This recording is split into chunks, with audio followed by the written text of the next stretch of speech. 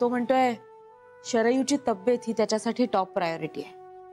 तिचा आजार मानसिक असल्यामुळे तिने बरं होणं जास्त गरजेचं आहे. एक विचार म्हणून ठीक आहे हा, पण काहीही झालं तरी शरयूनं लक्ष्मीकांतला भेटणं हे मला तरी पटत नाहीये. आई, त्यांनी आधी तुझ्याशी बोलायला हवं होतं का ग? नाही, तशी अपेक्षा नाहीये माझी. त्यांनी विचार करूनच निर्णय घेतला असेल, पण त्याच्या निर्णयामुळे माझं मत बदलेल अशी मात्र कोणी अपेक्षा ठेवू नये. कारण कारलं तुपात तळलं, साखरेत घोळलं तरी कडू ते कडूच राहतं. लक्ष्मीकांत बदललाय याच्यावर माझा तरी विश्वास बसणं शक्य नाहीये. आई आहे मी त्याची, माझ्यापेक्षा त्याला जास्त कोण ओळखणार.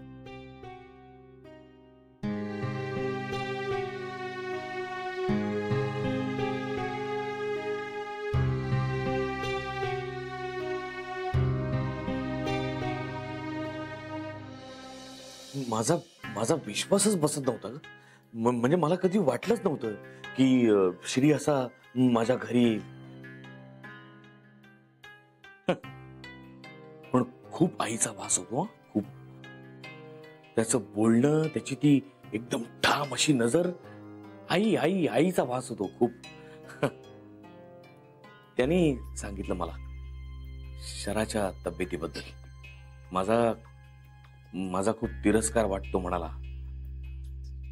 त्याला कसं नाईलाज म्हणून यावं लागलं तेही सांगितलं. पण माझं काही लक्षच नव्हतं त्याच्याकडे. म्हणजे तो माझ्या समोर उभा होता, माझ्याशी बोलत होता, पण मला ते काही ऐकूच येत नव्हतं. शेवटी मी त्याला म्हटलं, बाबा मला सगळ्या तुझ्या अटी मान्य आहेत. बरोबर केलं ना मी?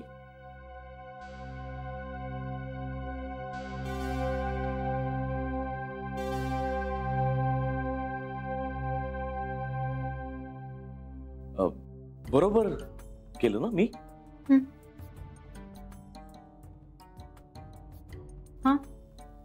बरोबर केलं ना मी?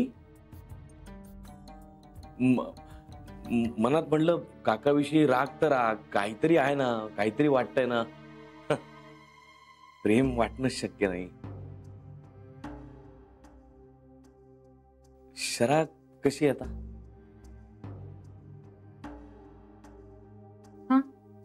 शराची तब्येत कशी आता?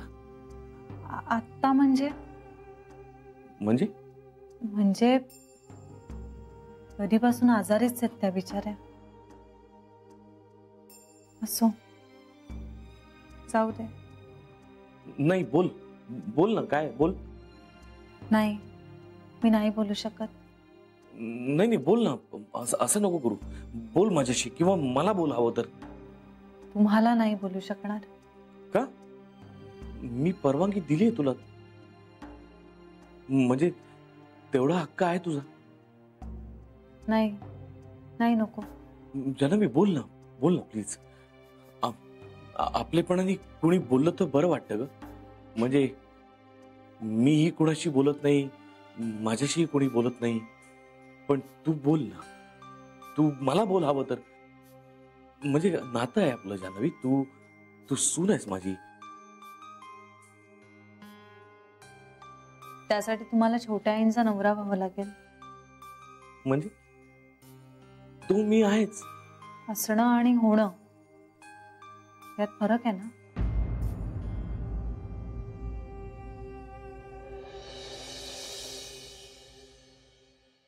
थँक्यू नितीन. अरे कसा आहेस? साहेब मी बरा आहे. तुमची तब्येत बरी आहे ना? हा, उत्तम. चहा अप्रतिम असणार. मी वासावरूनच सांगतो. थँक्यू साहेब. ताई मी येऊ? ये.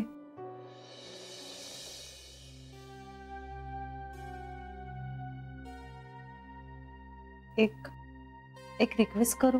नाही सांगणार मी श्रीला. डोंट वरी.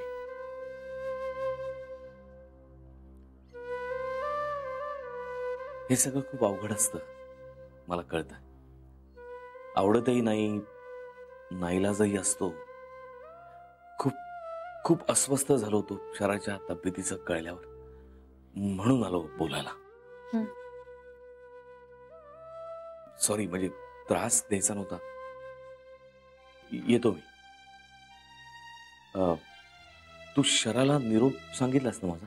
म्हणजे महत्वाचा होता तो निरोप. नशील सांगितलं तर पुन्हा एकदा सांग. म्हणावं की जेव्हा जेव्हा कधी मी आणि आई असा प्रश्न येईल ना, तेव्हा आईचीच निवड कर. तेच तिच्या दृष्टीने योग्य आहे. तिने जर आईच्या उपकारांची जाणीव ठेवली नाही तर मला नाही आवडणार.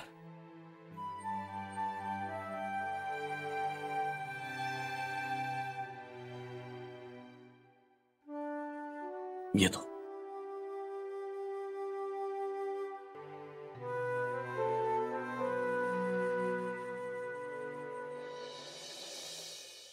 काकाला भेटण्याशिवाय पर्यायच नव्हता. छोट्या आईसाठी हे करावंच लागणार होतं मला. पण आता हे इथून पुढे न्यायची काहीच गरज नाहीये. म्हणजे इतर कोणालाही काही कळण्याची गरजच नाहीये ना. आईजीला हे कळलं तर धक्काच बसेल. बिचारीला खूप त्रास होईल. जान्हवीला नाही, पण जान्हवीला सांगून तरी काय होणार आहे? तिला बिचारीला काका काळा की गोरा हेही माहित नाही. उगाच तीही विचार करत बसेल. मुळात अनप्लेझंट गोष्टी फार न ताणलेल्याच बऱ्या. जी गोष्ट दुसऱ्या भेटीत संपणार आहे तिच्यावर चर्चा तरी कशाला करत बसायची? नको, जान्हवीलाही सांगायला नको. May I come in, sir? Yes, come in. Vedpathak, बोला. सर, नव्या माणसाची रिक्वायरमेंट द्यायला सांगितली होती. त्यानुसार सर साधारणतः ही प्रोफाईल लागेल. ओके. बा सर, उद्याच्या इंटरव्ह्यूसाठी 177 ऍप्लिकेशन्स आली. काय? क्वालिटी सुपरवायझर या पोस्टसाठी 177 ऍप्लिकेशन? हो ना सर. आपण म्हणजे बेसिकली सायन्स ग्रॅज्युएट मागितलं होतं, पण त्याहून अधिक शिकलेल्या लोकांनी अर्ज केला.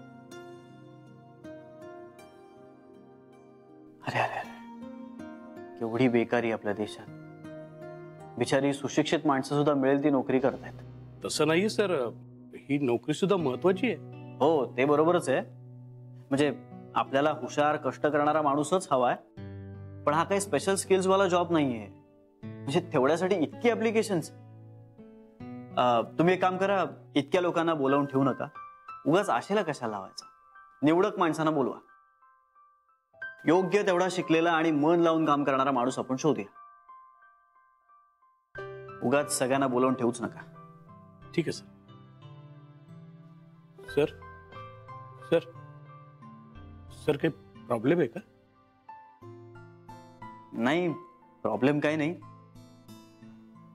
हेच देशातली बेकारी. असो, दुर्दैव म्हणायचं, अजून काय. साहेब, मीटिंग रूम रेडी केली आणि नाश्ता सांगायचा आहे ना? हो, सांगून टाक. बरं, आलेच सगळे? हो सर. एक्सलेंट. त्यांना बसायला सांग.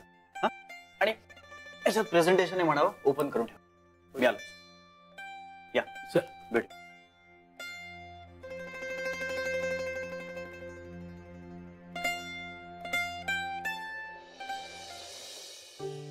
कुणाला तरी सांगायचंय, कुणाला तरी काहीतरी सांगायचंय. आपला श्री आला होता. आपला श्री केवढा मोठा झालाय गाई. एकदम दादासारखा दिसतो. खानदानी, राजबिंडा, हँडसम एकदम. आणि डोळे अगदी तुझ्यासारखे आहेत आई. एकदम क्लिअर. पण आई कसं बोलत होता ग माझ्याशी. तुटक तुटक,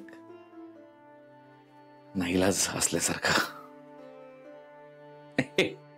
दादा जेव्हा जेव्हा भांडायचं ना माझ्याशी, तेव्हा तेव्हा अगदी असंच बोलायचं माझ्याशी, असंच वागायचं. मला तर असं वाटलं की दादाच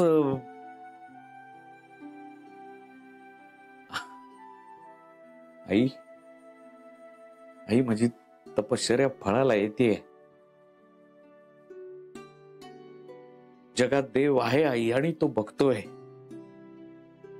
बघ ना तूच, बघ ना. शरा, मग जान्हवी, आता श्री, आणि मग तू येशील ना आई?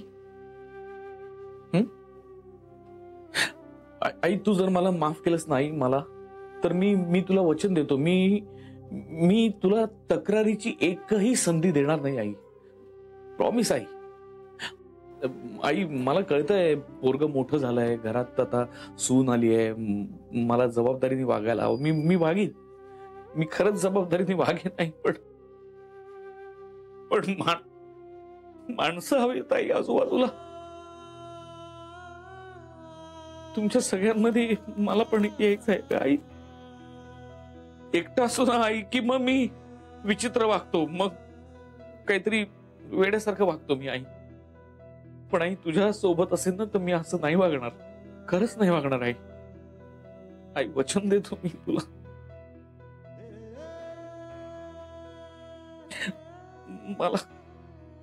मला तुमच्या सगळ्यांमध्ये परत यायचंय आई. आई, प्लीज आई.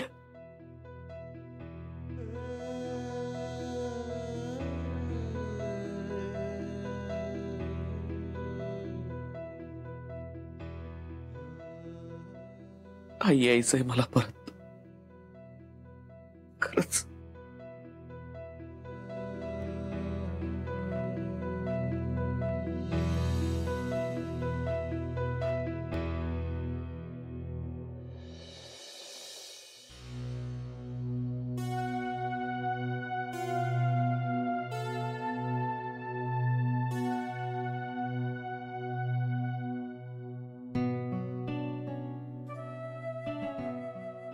श्री आपणहून काकांबद्दल बोलेल का? तो त्यांना भेटलाय हे सांगेल मला? कळत नाहीये काही. पण मी विषय काढणं चुकीचं होईल, कारण जर त्याने मला विचारलं तर मीही काकांना भेटले हे त्याला सांगावं लागेल मला. आणि त्याला हे आवडेल का?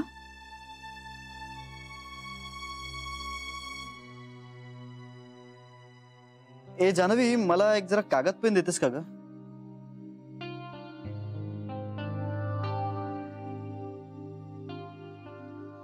जान्हवी,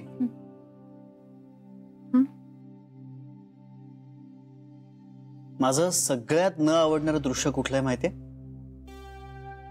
तुझ्या चेहऱ्यावरचं हे प्रश्नचिन्ह. मला असं वाटतं की तुझ्या प्रत्येक प्रश्नाचं माझ्याकडे उत्तर असायला हवं. अरे नाही, म्हणजे प्रश्न वगैरे असं काही नाहीये, अगदी जनरल. खरंच असं काही नाहीये.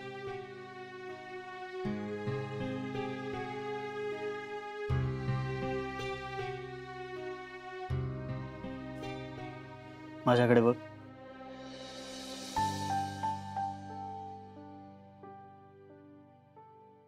कसा गेला तुझा दिवस? दिवस रूटीन.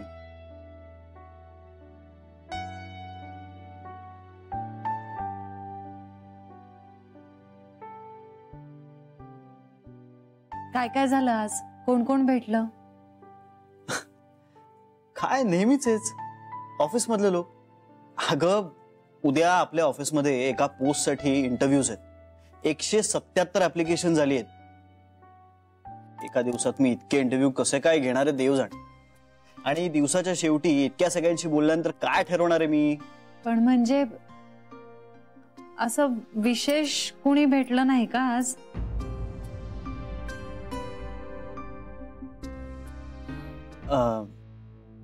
नाही नाही नाही, असं कोणीच नाही. का ग? नाही, तू सकाळी लवकर गेलास ना ऑफिसला, म्हणून मला असं वाटलं तुला कुणाला तरी भेटायचंय. अच्छा, ते ते थोडस काम होतं. अच्छा. हा.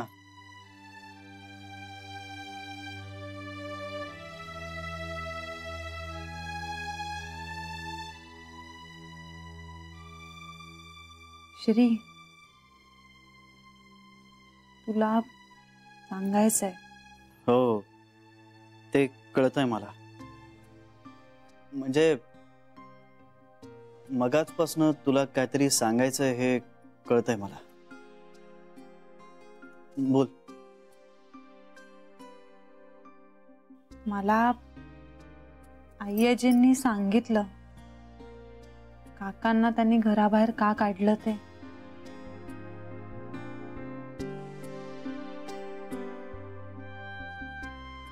ते होय, ते सगळं ऐकलंय मी. अंगावर काटा आला रे. एवढं भयंकर आहे हे सगळं. म्हणजे असं वाटलं आई आजींनी जे केलं ते बरोबर आहे.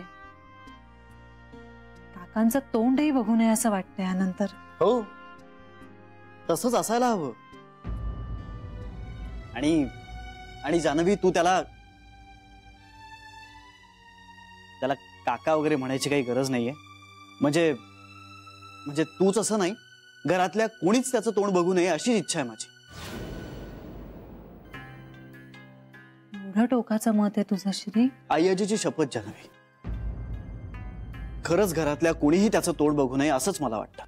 शपथ नको घेऊ श्री. कधी काय होईल सांगता येत नाही ना.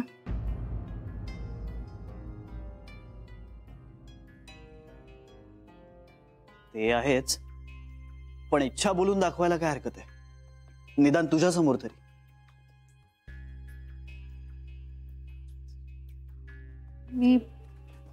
मी आलेच, पाणी पिऊन येते.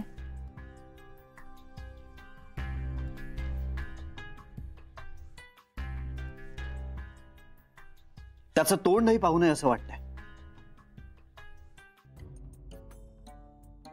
पण छोट्या आईला घेऊन पुन्हा एकदा त्याचं तोंड पाहावंच लागणार.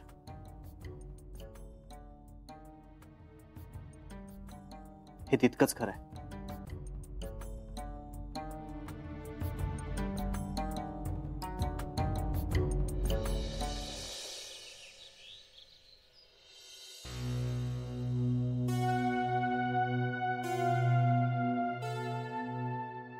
आई, इंदुवहिनी, प्रसाद. आई प्रसाद. ए, शरयूच्या खोलीत कोणी जाऊन आलंय का? म्हणजे चहा प्यायला खाली येणार आहे का ती? वंश, मी सकाळी डोकावून आले, पण गाढ झोपली होती. अगं पण ताप आहे की नाही बघितलंस का मग? वहिनी, मी हात लावून नाही पाहिलं, मला वाटलं उगाच तिला जाग येईल. पण मी गेले होते सकाळी त्यांच्या खोलीत, मी पाहिलं ताप नाहीये त्यांना आता. अत्यानंद महाराजांचीच कृपा. आपण एक काम करूया, 2 दिवस ना जरा तिला सक्तीची विश्रांती घ्यायला लावूया. हो हो, बरोबर आहे. खूप विकनेस आलाय तिला. हो ना. उगाच ताप वाढायला नको. आणि काढा चालू ठेवा ग. औषधांबरोबर काढा सुद्धा द्या, जरा ताकद वाढेल. हो चालेल. Good morning. Good morning. Good morning IG. Good morning. मी जरा बाहेर निघालोय. अरे अरे, काय रे, आज लवकर चाललायस का ऑफिसला? एक महत्वाचं काम आहे. श्री, जरा आधी सांगत जा रे, म्हणजे ब्रेकफास्ट तयार करून ठेव ना. तुला गार खायला लागू नये म्हणून आयत्या वेळेला करतो आम्ही. I am so sorry. मी पुढच्या वेळी नक्की सांगेन. बरे श्री, शरयूला भेटलास का? तिला भेट बाबा, नाहीतर नंतर विचारत बसते ती. हो, मी भेटलो तिला. थोडासा ताप आहे अजून, पण बोलली माझ्याशी. श्री, मी काय म्हणते, एकदा आपण पुन्हा डॉक्टरांना बोलावून घेऊया का? तिचं ना फुल चेकअप करून घेऊया आपण. नाही, तुमचाही सगळ्यांचा अधूनमधून चेकअप करून घ्यायला हवाच आहे, पण आता छोट्या आईचं चेकअप करून काही होणार नाहीये बेबी. त्यानं काहीच होणार नाहीये. काही नाही होणार म्हणजे? अगं, मी आज तिला बाहेर घेऊन जाणार आहे. काय?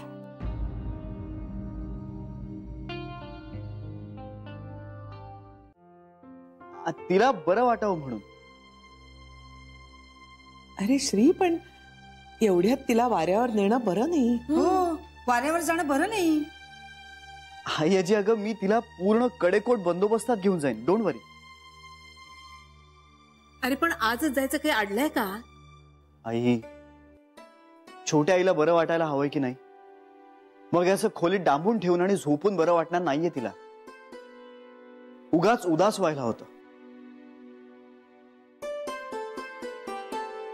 श्री, तू आता तिला बाहेर घेऊन जातोयस तर मग वैद्यांकडे घेऊन जा ना. एकदा नाडी परीक्षा करून घेतलेली बरी, नाही का? मोठी आई, हो बघूया आपण तेही करूया. पण आता तिला बरं वाटण्यासाठी काय करायला हवंय हे कळलंय मला.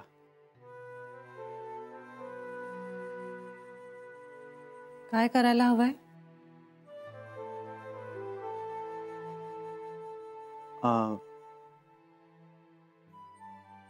मी तिला देवळात घेऊन जाणार आहे.